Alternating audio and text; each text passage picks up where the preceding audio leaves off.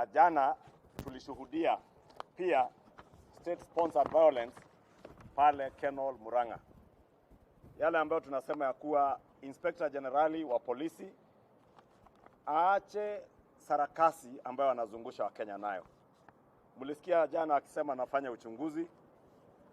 Wananchi Murang'A waliweza kurekod kwa simu zao wale wakora ambao walikuwa wametolewa Kiandutu na Kiang'ombe, sehemu ambazo zinasemekana ziko Thika. Wanawataja wale ambao waliwamobilize, na wanataja pia walikuwa wamepewa kazi na Sabina Chege, women rep wa Murang'A. Hatujaona Inspector Generali akiuliza hata huyo Sabina Chege aende atoe taarifa kwa polisi. Hatujaona Inspector Generali akienda kutafuta zile mabasi ambao walikodisha na malori za kubeba watu kutoka Thika. Hatujaona huyo Inspector Generali wa polisi akitafuta wale ambao walishikwa hapo, ambao wangekuwa na ujumbe ambao ungemweza. Kama mlivyosikia kwa lugha ya Kimombo, taarifa ambayo tumesoma ni kuhusiana na ghasia ambazo zimeshuhudiwa kutoka Kisii. Nilishuhudia ghasia zilizofanyika Kisii. Na nataka mwanzoni kusema hizi ghasia zote ama hii ghasia na fujo ya kisiasa wanaoitekeleza ni serikali yenyewe.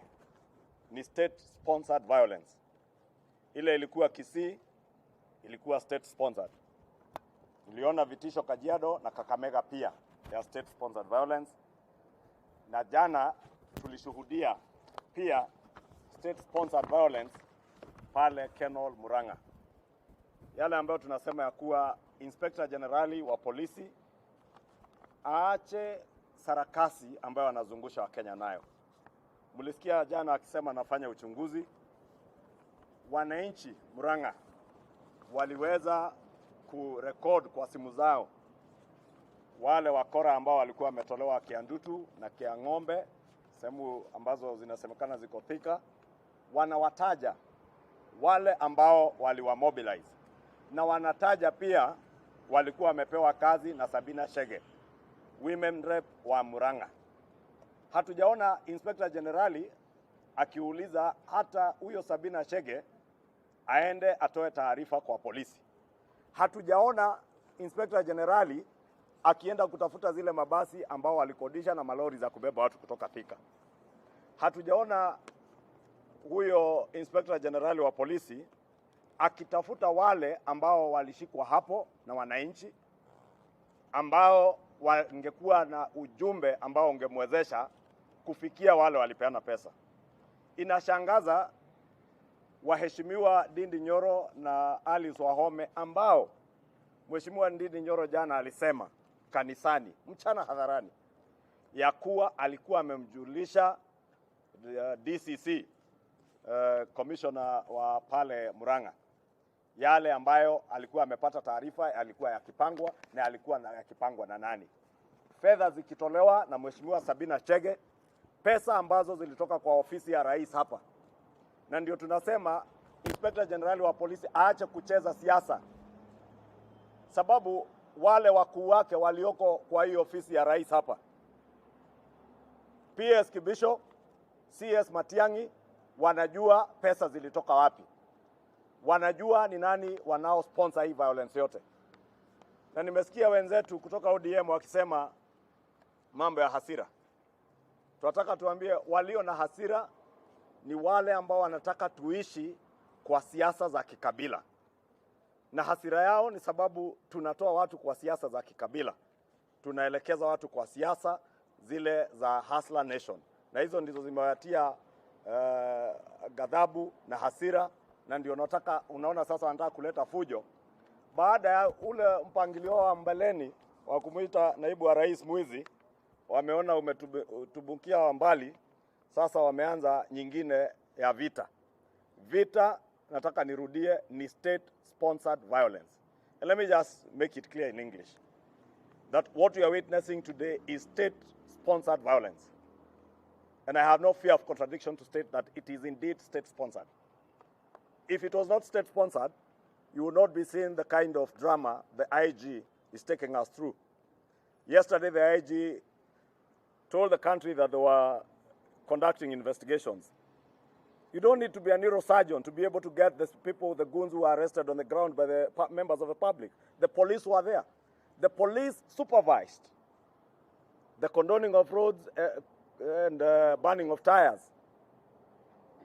They were there when those people were arrested by members of the public, and they disclosed that they had been hired by someone called Njeri. This Njeri had been hired by Sabina Chege. Honorable Dindi Nyoro narrated in church, in broad daylight, how he informed the area DCC, how Honorable Sabina Chege and other members of parliament from Murang'A County, facilitated by money from the office of the president, were able to mobilize goons led by Mr. Mbote in Murang'A. Why the Inspector General has not found that important to pursue that line, and they now want to drive the country through another narrative, is what defeats logic. And we want to tell the Inspector General of Police, please stop being used. Your predecessor, Major General Ali, followed that same route in 2007-2008. He ended up at the ICC. We also want to take this opportunity to ask the international community, and more so the International Criminal Court, to take note. In fact, they should send investigators now to Kenya as early as now, because what we are witnessing is state-sponsored violence towards the 2007 elections. There are people intent, and people in government intent on balkanizing this country into tribal and ethnic conclaves, and particularly central Kenya or the Mount Kenya region. They want to make it that it is a region that can only follow one political thinking. And it is this ethnic balkanization that is leading to this state-sponsored violence for them to be able to achieve their ends in 2022. The people of Kenya are no longer stupid.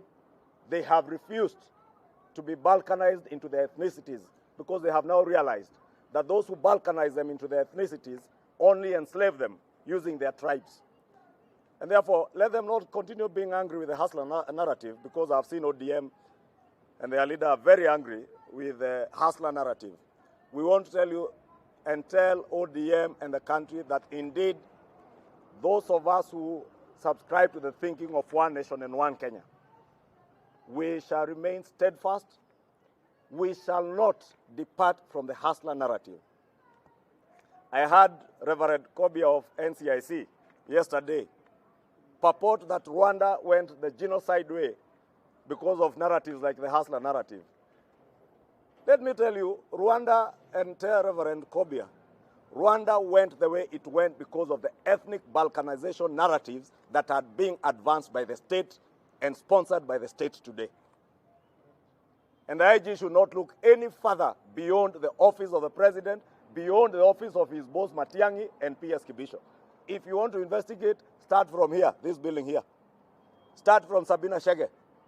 Start with Mheshimiwa Kimani, who is on record. And you can speak to Mheshimiwa Rehema, Mheshimiwa Nasri. He threatened them in Mombasa that if they dare step in Murang'A, they have organized Mungiki. Where are they not going to those people? And therefore, let's tell them to cool down their anger over the hustler narrative. We are not departing from that hustler narrative.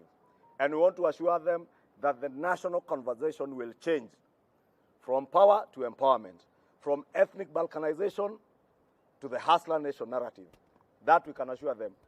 The narrative will change and the conversation in this country will change. We will not allow ourselves. And I want to speak now as a Mount Kenya leader. You know how much we have been persecuted as Mount Kenya leaders because we have refused to subscribe to the politics of ethnic balkanization. There is nothing they will do to force us to subscribe to the politics of ethnic balkanization. We believe in one Kenya. We will remain true to the narrative that will drive Kenyans as one Kenya without balkanizing us into our ethnicity.